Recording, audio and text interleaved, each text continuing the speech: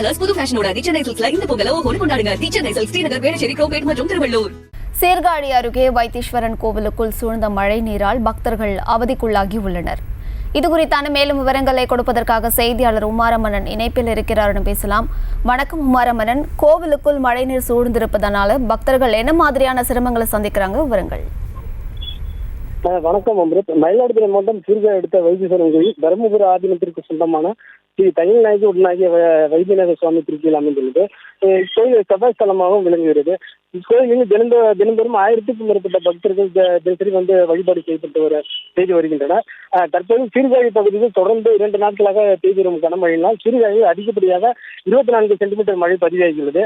இந்நிலையில் இக்கோயிலுக்கு வருகை புரிந்த ஐயப்ப பக்தர்கள் மற்றும் ஓம் சக்தி பக்தர்கள் கோயில் பிரகாரங்களில் தேங்கியுள்ள மழை நீரில் முழங்கல் அளவுக்கு தண்ணீரில் நடந்து சென்றபடியே சுவாமி தரிசனம் செய்து வருகின்றனர்.